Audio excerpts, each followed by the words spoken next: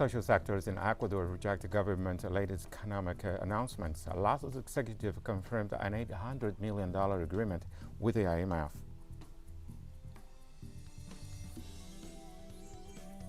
The Cuban campaign to vaccinate all children from the age of 2 upwards against COVID-19 continues.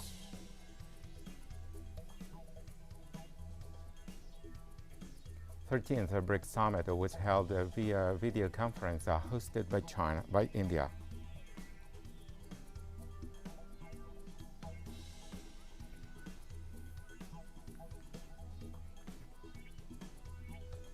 From the headquarters of Telesur English in Havana, this is From the South. I am Ray Gomez. We begin with the news. Social sectors in Ecuador reject the government's latest economic announcements. Students, workers, and farmers' unions have initiated a series of actions to make President Guillermo Lazo comply with its campaign proposals. Recently, it was announced that tax reforms will be sent to the National Assembly. Although several parties have expressed their rejection of the government's announcements, in the last few days, a single report for debate of the pro forma to the 2021 budget was approved without being previewed beforehand. Lazo's executive also confirmed an $800 million agreement with the IMF with the alleged aims of reducing the fiscal deficit and becoming less dependent on oil. Nevertheless, analysts say this can only be done by laying off workers and reducing the budget for social works, education, and health. The elimination of the inheritance tax has also been mentioned by the head of state, but this will mainly benefit the wealthiest sectors of the country.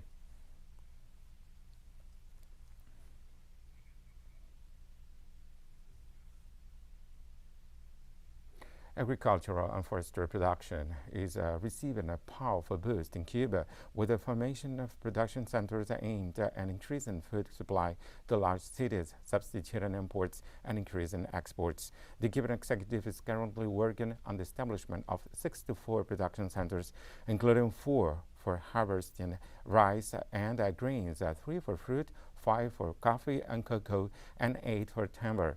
The Ministry of Agriculture defines them as a system of coordination and articulation of the economic actors in a given region, based on the integrated management of agro-industrial value chains and the process of the innovation, technical assistance, and training.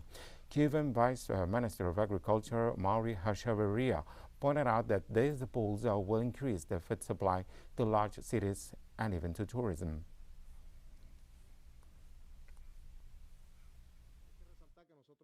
We must emphasize that we are at this stage with all the transformation we are facing in the agricultural system, including transformations in the cooperative system, producers in the business system, and also in the budgetary system.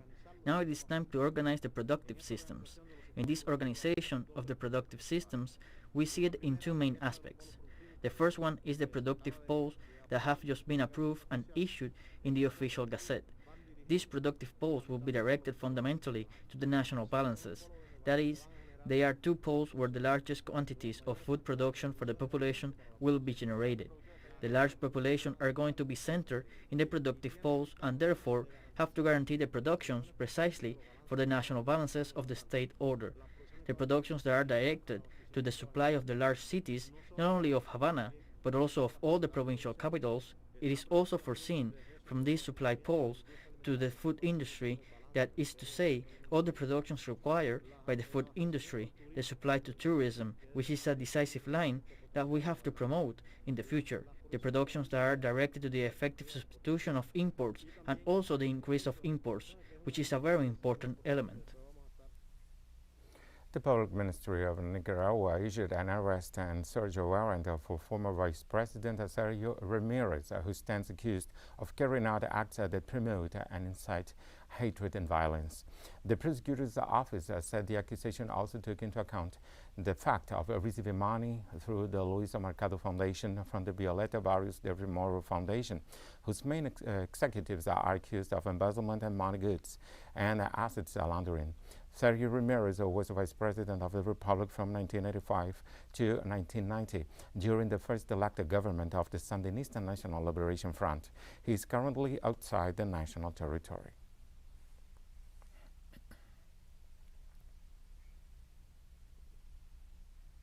And this Wednesday, the U.S. Treasury Secretary Janet Yellen warned that for the first time in the history of the nation, they could run out of cash. This would happen in less than a month if the borrowing limit is not eliminated.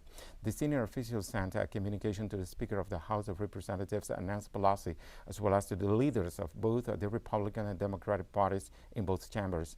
It requests the elimination of the borrowing limit, which in August became effective again.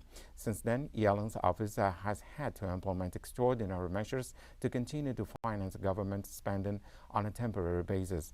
Among those measures, she mentioned the suspension of income in the pension funds of public employees. She also warned that it could cause serious harm to business and consumer confidence, raises short-term borrowing costs for taxpayers, and negatively impact the credit rating of the United States.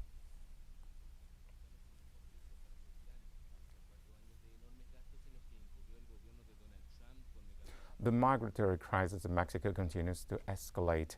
In recent weeks, 648 Haitian, Central American, and other migrants, including 67 minors, were found by government agents in homes and buses in the state of Nuevo León, in the northwest of the country. The National Institute of Migration reported that 414 migrants were identified by the authorities and belonged to 150 families. It was detected that 67 minors were transferred through Mexican territory and accompanied by an adult. 167 elderly adults were also registered within the group. The government agency confirmed that those migrants came from Guatemala, Honduras, Haiti, Cuba, El Salvador, Ecuador, and Nicaragua.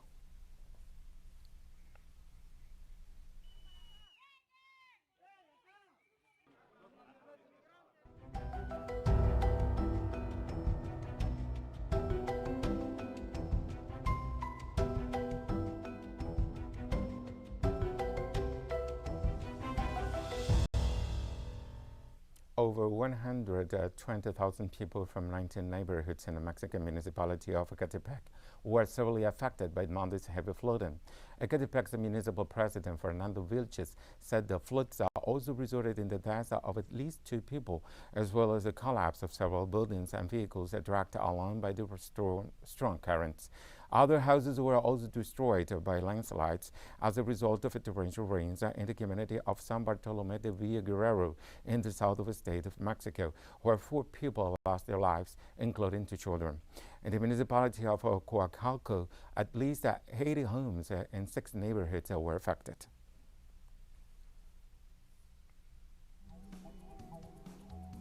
We'll be right back after this very short break.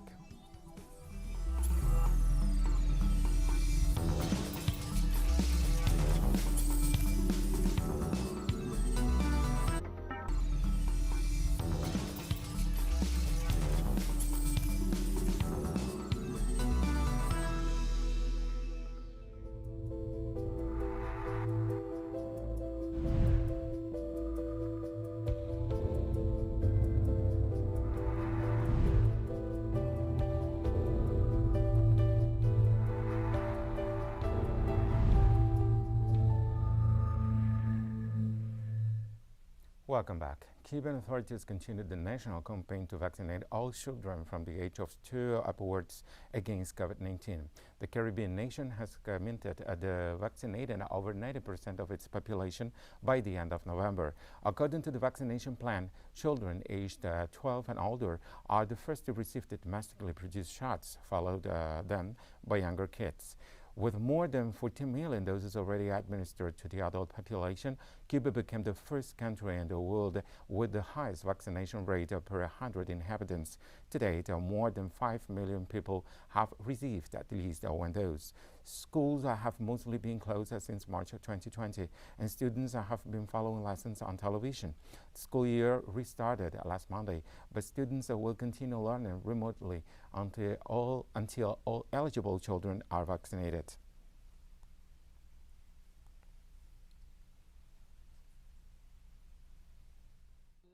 The vaccine arrives here first thing in the morning, and its transport.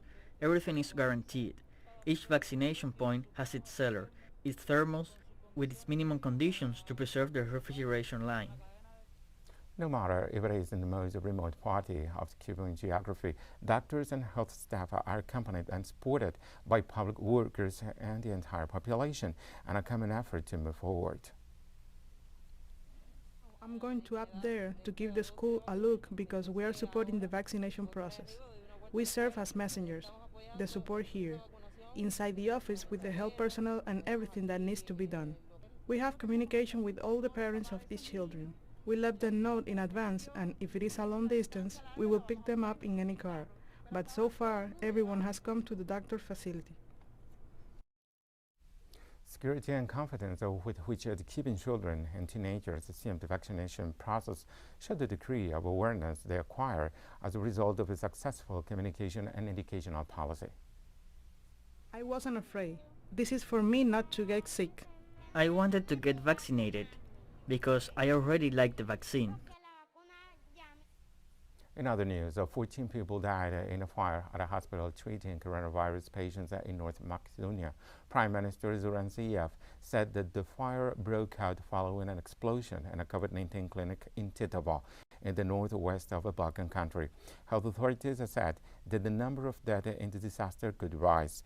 The fire occurred as Macedonians celebrated the 30th anniversary of their independence from Yugoslavia, with festivities in the capital, including a military parade.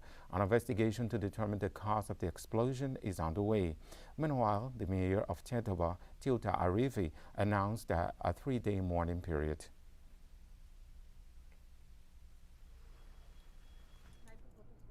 First, allow me to express my deepest condolence to all the families who unfortunately lost loved ones in this huge tragedy. I also want to express sympathy to all the citizens of Tetovo, bearing in mind the fact that in this tragedy we all lost brothers, sisters, fellow citizens.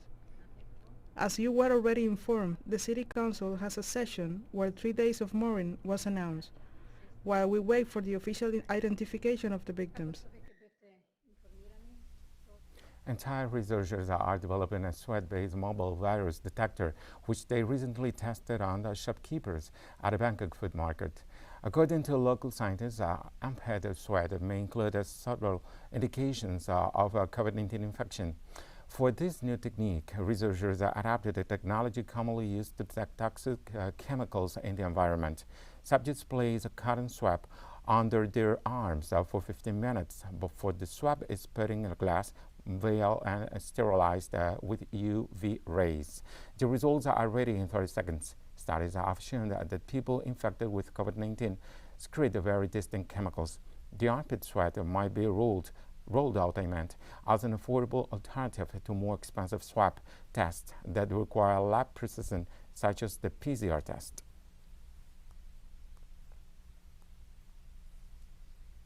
From the chemical we found in the sweat that we collect from the people who got the COVID infection, we found that some particular compounds are quite different significantly from the normal one and the one got the COVID.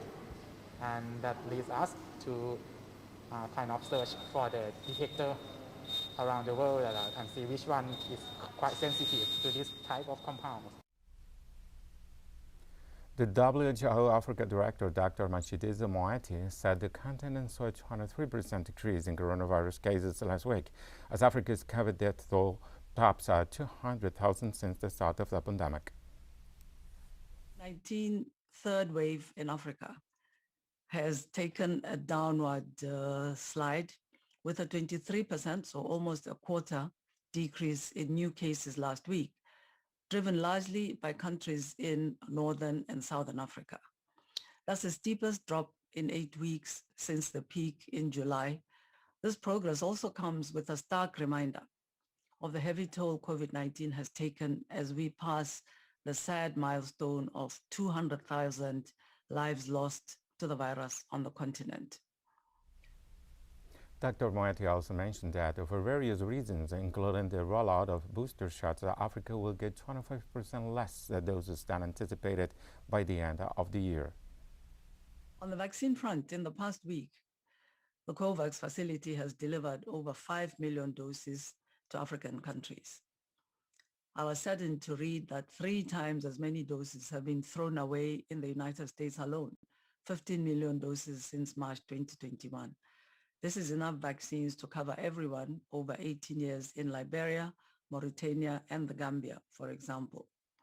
Every dose is precious and has the potential to save a life. High-income countries have pledged to share 1 billion doses globally, and so far, 120 million doses have been released. And the trial of the November 13 attacks resumed in Paris with a focus on the main accuser, Salah Abdel-Salam. The last surviving assailant of the November 2015 attacks appeared in court at the start of a historic trial of the night of horror that sent shockwaves through France. The suicide bombing and gun assaults by 3 teams of jihadists on bars, restaurants, the Bataclan concert hall, and the National Stadium left 130 people dead and around 350 physically injured. The attacks were planned in Syria and later claimed by the Islamic State group. The biggest trial in France's modern history is expected to last 9 months.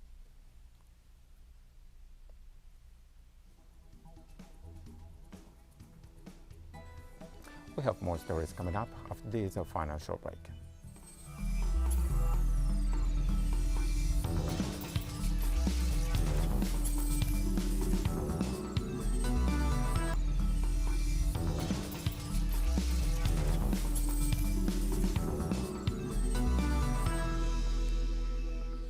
Welcome back. Prime Minister of India Narendra Modi addressed the 30th BRICS Summit on Thursday in a virtual format with the theme Inter-BRICS Cooperation for Continuity, Consolidation and Consensus. The summit was attended by Brazil President Jair Bolsonaro, South African President Cyril Ramaphosa, Russian Head of State Vladimir Putin, and Chinese leader Xi Jinping. For the second year running, the annual gathering of the world's leading emerging economies will be held virtually due to the pandemic. Reform of the multilateral system, counter-terrorism, and enhancing people-to-people exchanges were discussed in the meeting. The leaders also exchanged their views on the impact of the COVID-19 pandemic and other current global and regional issues.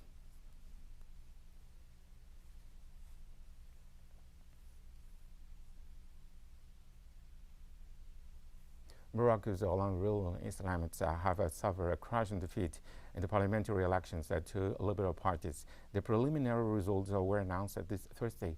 During a press briefing following polls, the Interior Minister reported that the Justice and Development Party, which headed the ruling coalition for a decade, saw its support collapse from 125 seats in the outgoing assembly to just 12.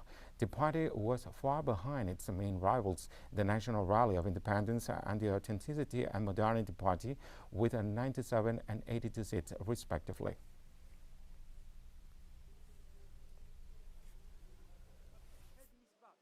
These results prove that Moroccans today want change and want an alternative, and we believe that the National Rally of Independence Party is that alternative, given the electoral program it presented to the citizens, which resonated well with them during the election campaign. Our results today are very promising because we have a party which has just overcome its organizational difficulties and was still able to win second place. We consider this a success for democracy in Morocco and a success for our national values and the Moroccan model. That is why I wish good luck to the one who is going to be in charge.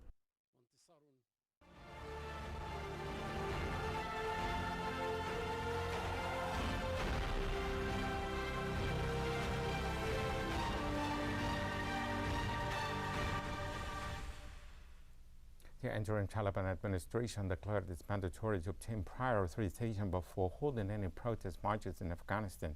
Since the Taliban took control of Kabul in August 15th, small groups of women have staged rallies in 3 cities, including Herat, Mazar-e-Sharif, and Kabul, demanding that their rights be protected. According to a statement released by the Taliban's administration's interim interior ministry, those who want to hold a protest march and rally must get permission from the interim justice ministry, and they will then be provided with security.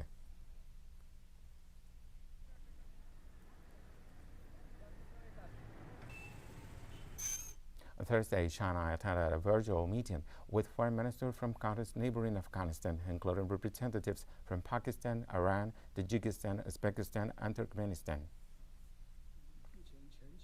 Afghanistan has one of the lowest vaccination rates in the world, increasing the risk to the acceleration and spread of a domestic pandemic. We can work together and continue to provide prevention aid and materials. China has decided to donate a first batch of 3 million vaccines to the Afghan people. We urge the United States and its allies to learn from their mistakes and take the necessary responsibilities. The United States and its allies are the source of the problems in Afghanistan. During the past 20 years, the forces of terror experienced by Afghans have not been eliminated, but have increased. The Afghan people have also not experienced economic development and dignity, but have been subject to criticisms and difficulties. Iran urged the United Nations to keep nuclear disarmament as the top of its agenda and demanded that Israel adhere to the Treaty of the Non-Proliferation of Nuclear Weapons.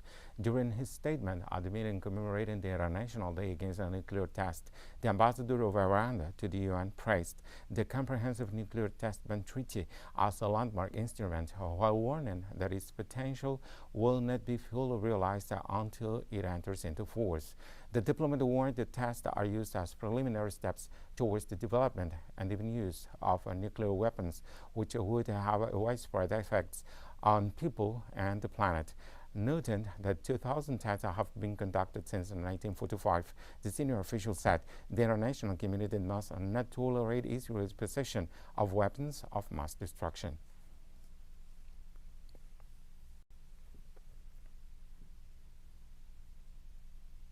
And North Korea held a mere military parade to mark the nation's 73rd anniversary on Thursday, with the leader Kim Jong-un in attendance. The Korean Central News Agency reported fighter jets flew information above the parade at Kim Il-sung Square in Pyongyang, and some conventional weapons were on display, including multiple rocket launchers and tractors carrying anti-tank missiles. The display of weaponry was heavily toned down compared to the parades in January this year and October of last year, where North Korea displayed an array of its weaponry and defense systems, including ballistic missiles.